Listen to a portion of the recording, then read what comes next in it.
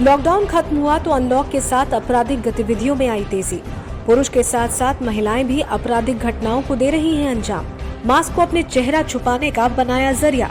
पैदल बुटीक में आती हैं और चोरी कर i10 कार से होती हैं रवाना।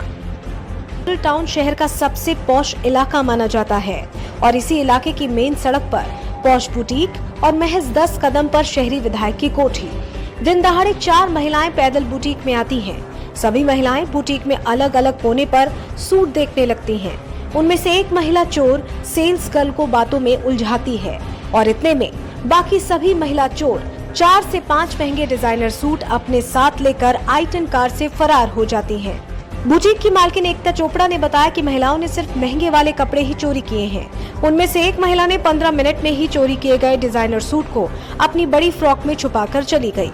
क्योंकि उनको पता था कि जो एक्सपेंसिव पीसेज हैं वही उन्होंने पिक करे हैं। एक लेडी ने 3 पीसेज मतलब चुराए हैं और एक लेडी ने 2 पीसेज अपने कपड़ों के अंदर डाल के और विद इन 15 मिनट्स वो अपना मतलब काम करके चली गई हैं। उन्होंने बताया कि सेल्स गर्ल ने उन महिलाओं को बुटीक की मालकिन को बुलाने की बात कही तो उनका कहना था कि अभी तो हम सूट देख रहे हैं। बुटीक की मालकिन को अंदेशा है कि महिलाएं जिस तरह महंगे कपड़े चोरी करके ले गई हैं तो इससे लगता है कि वो पहले इस बुटीक में आकर सूट देख चुकी हैं। और जो मेरी लड़की थी यहाँ पे जो सेल्स गर्ल थी उसने बोला कि मैं भाभी को बुलाती हूँ, आप रुको। उसको बुलाने ही नहीं दिया, उसको फोन भी उसका छूने नहीं दिया। मतलब इतना उसको बातों में बिजी करके रखा कि नहीं अभी हम चूज कर रहे हैं, फिर तू भाभी को बुलाना, फिर अपने साथ मतलब किसी और को बुलाना। अराउंड 60,000 के थे पीसेस, मतलब एक पीस नियर 14-15,000 का था और 5 पीसेस वो लेकर गए हैं। केयरफुल रहे इन लेडीज से, स्पेशली अब मास्क पहना हुआ है तो आइडेंटिफाई करना बहुत मुश्किल है कि कौन थी, क्योंकि कपड़ों से तो नहीं बता सकते कि कैसी थी कौन थी, कुछ कह नहीं सकते। बट जिस तरह से उन्होंने पीसेस जो सिलेक्टिव पीसेस ही उठाए हैं उससे लगता है कि वो पहले वो चूज करके गई थी। इसमें आए थे i10 कार में आए थे सिल्वर कलर की। बुटीक पर काम करने वाली सेल्स गर्ल मंजू शर्मा ने बताया कि 4 महिलाएं लंच के वक्त आती हैं और महंगे वाले पीस सेलेक्ट करने लगती हैं। मंजू ने बताया कि जब मालकिन को बुलाने की बात कही तो उन्होंने कहा कि पहले सूट सेलेक्ट कर लें, फिर उसके बाद बुला लेना। एक्चुअली मैं शॉप पे अकेली थी, लंच टाइम था, भाभी जी खाना खाने गई थी और मैं भी खाना खाने जा रही थी। तो 4 लेडीज आती हैं, पैदल आती हैं और फिर सूट वगैरह देखती हैं। मैंने बोला मैं भाभी जी को बुला के लाती हूँ, तो उन्होंने बोला नहीं पहले हम चूज कर लेते हैं फिर बाद में बुलाना, पहले हम पसंद कर लेते हैं। मंजू शर्मा ने बताया कि उन महिलाओं में से एक महिला ने काफी बड़ा फ्रॉक पहन रखा था जिसके अंदर वो कपड़े चुरा कर ले गई है।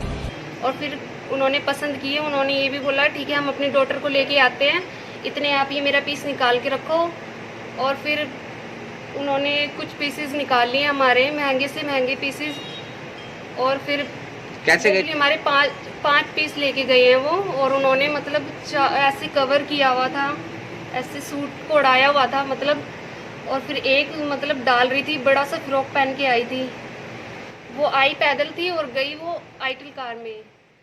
चौकी इंचार्ज राजेश ने कहा कि देर रात कीर्ति नामक व्यक्ति का फोन मेरे पास आया था कि चोरी हो गई है, लेकिन जब मैंने उन्हें वहां आकर मुआयना करने की बात कही तो बोले कि अभी रात हो गई है, सुबह देखेंगे। लेकिन अभी कोई लिखित में शिकायत नहीं मिली है। शिकायत मिलने पर सीसीटीवी के आधार पर ही कार्रवाई की जाएगी। मेरे पास कल रात को कार्तिक चोपड़ा का फोन आया था कि हमारी बुटीक है काजा बुटीक के नाम से मॉडल टाउन के अंदर, और 25 तारीख को 25/6 को हमारे उस शोरूम से 3-4 सूट गायब मिले हैं। तो मेरे पास अभी तक कोई रिटर्न में कोई कंप्लेंट नहीं आई। सूचना आई थी टेलीफोन पर, मैंने उसको ये बोला था चोपड़ा जी को मेरे को दिखाओ, शोरूम पर जाकर हम जांच करेंगे। ये बताने लगे कि अब तो रात के 10 बज चुके हैं, मैं कल आगे कंप्लेंट दूंगा। जो मेरे को अभी तक कोई कंप्लेंट प्राप्त नहीं हुई है, कंप्लेंट देगा तो हम उसकी जांच करेंगे, सीसीटीवी फुटेज में देखेंगे और इस पर जो भी कार्रवाई बनेगी हम करेंगे। आपको बता दें कि काजा बुटीक में 25 जून 2020 को चोरी होती है और इस चोरी के बारे में 6 जुलाई शाम को पता चलता है, लेकिन पुलिस को देर रात फोन करने के बावजूद भी कोई लिखित में शिकायत नहीं दी जाती है।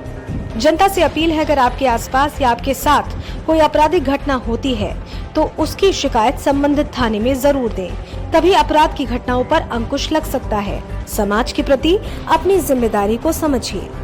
Bureau report A1 India.